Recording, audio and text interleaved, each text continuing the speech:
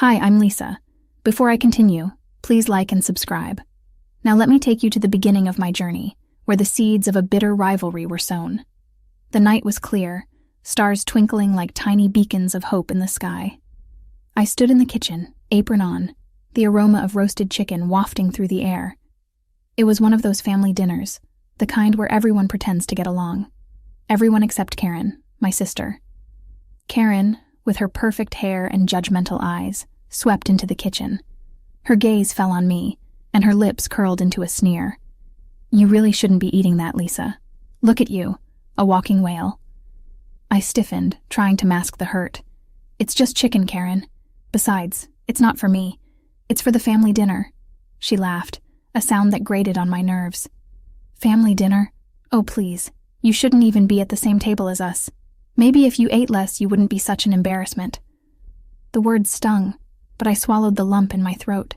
I was used to this, the constant barbs, the never-ending stream of insults. But tonight felt different. Maybe it was the way she dismissed me, her eyes cold and unfeeling.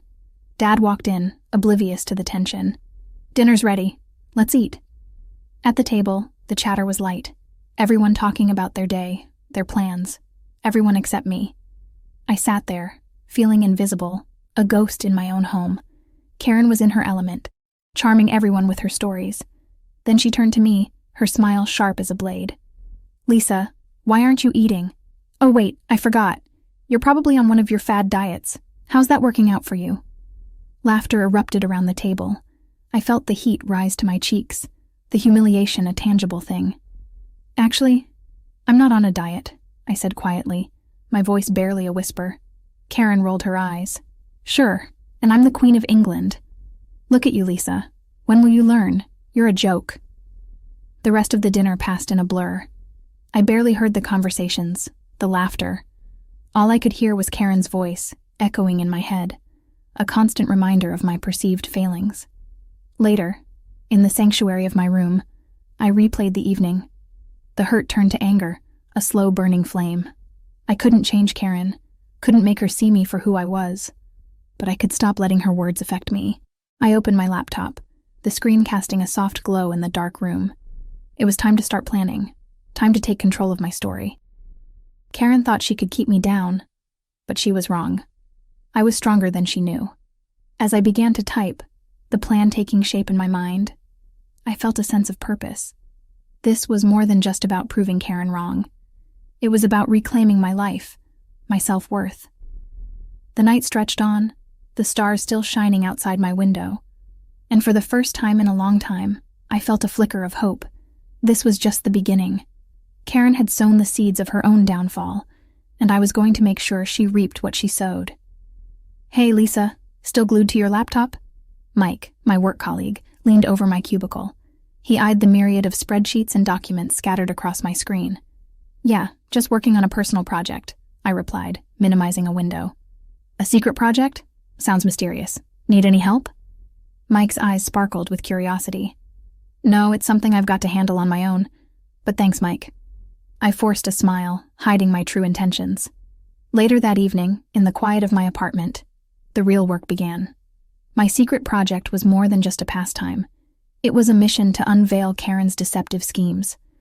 As a financial analyst, I had the skills to dig deep into business records, to uncover the truth hidden in numbers. I had stumbled upon Karen's business irregularities by accident. One day, while assisting with our parents' finances, I noticed irregular payments made to a company Karen was involved with. At first, it seemed like a normal business transaction, but something didn't add up. The more I dug, the clearer it became. Karen was embezzling funds from our parents. "This can't be happening," I muttered, my fingers flying over the keyboard. I compiled evidence, created reports, and cross-referenced transactions. The evidence was damning, but I needed more, something irrefutable. Then came the break I needed. While at our parents' house, I overheard Karen on the phone. She was in the study, her voice low but clear. "It's easy money. They have no clue. We'll siphon off another chunk next month. Just make sure the paper trail leads nowhere." My heart raced. This was it, the confirmation I needed. Karen was planning another fraudulent move. I knew I had to act fast. The next day, I approached Mike. I need your help with something. Can you keep a secret? Of course, Lisa. What's up? His expression turned serious. I've discovered something big. It involves my sister and our parents. I handed him a folder, my hands trembling slightly. Mike's eyes widened as he leafed through the documents. This is serious, Lisa. Are you sure about this? Yes, and I have a plan, but I need your help to pull it off. I explained my idea, a strategic move to expose Karen without implicating myself. The following week was a blur of activity. Mike and I worked closely, piecing together the final elements of the plan. I couldn't confront Karen directly. It would be her word against mine. But with the evidence we had, we could tip off the right people, set the trap for Karen to fall into. I also knew the risks. Exposing Karen would cause a rift in the family, one that might never heal. But the thought of our parents being defrauded by their own daughter fueled my resolve. It was more than just revenge. It was justice. Mike, I've got it. The perfect plan. We were in a small cafe, the aroma of coffee blending with the low hum of conversation. I leaned forward, my voice hushed. It's risky, Lisa. If Karen finds out, she won't. We'll be careful. I've been thinking about this for weeks. We'll set a trap, one she can't escape. Mike raised an eyebrow, his skepticism apparent. All right, I'm listening. I outlined the plan, each detail meticulously thought out. We would use the evidence I'd gathered and plant breadcrumbs leading to a fictitious insider at Karen's company. An anonymous tip to a journalist here, a leaked document there. It would be subtle, nothing to trace back to me, but enough to spark an investigation. But how do we get the evidence to the journalist without exposing ourselves? Mike was the voice of reason, always cautious. Simple. I'll drop it off at their office, anonymously. A package with everything they need to start digging. Then, we sit back and watch. Mike mulled it over, his fingers drumming on the table.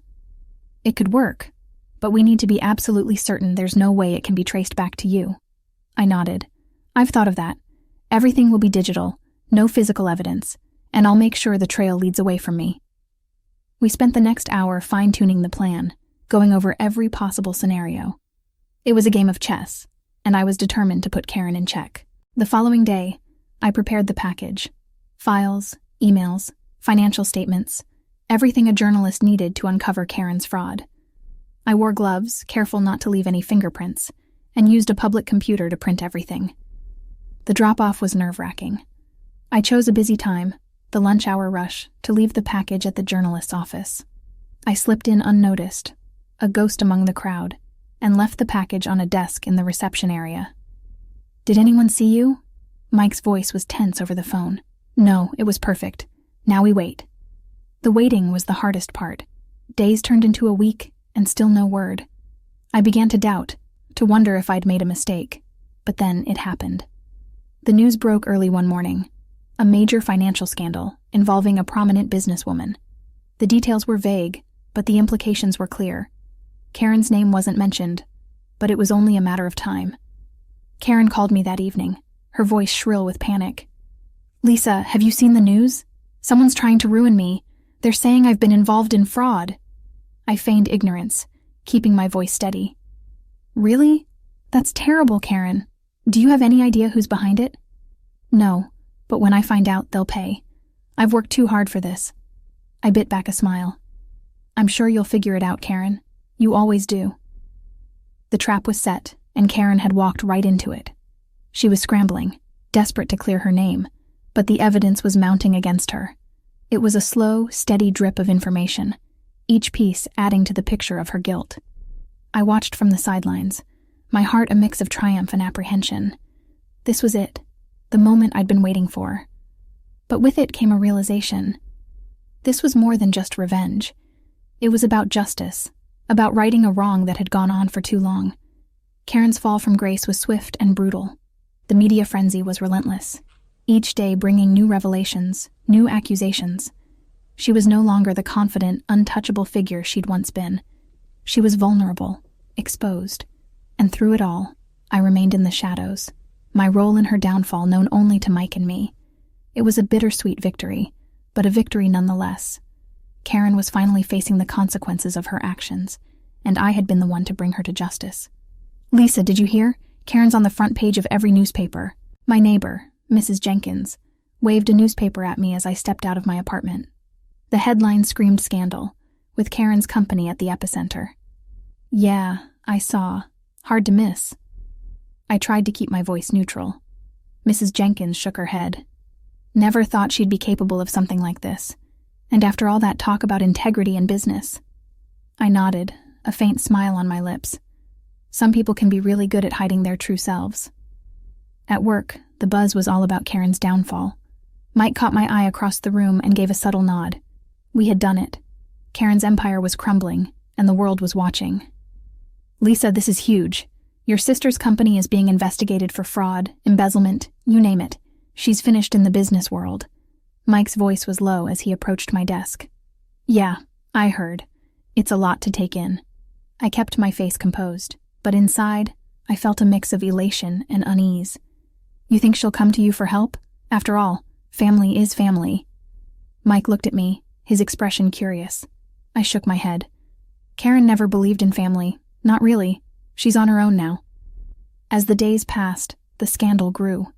Karen's name was dragged through the mud, her once impeccable reputation in tatters. The media delved into every aspect of her life, uncovering more and more of her misdeeds.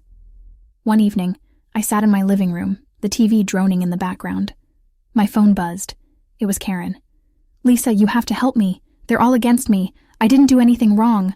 Her voice was frantic, a far cry from the confident, mocking tone I was so used to. Karen, what do you expect me to do? This is your mess. You got yourself into it. But we're family, Lisa. You're supposed to stand by me. Family? When have you ever treated me like family? You made my life a living hell.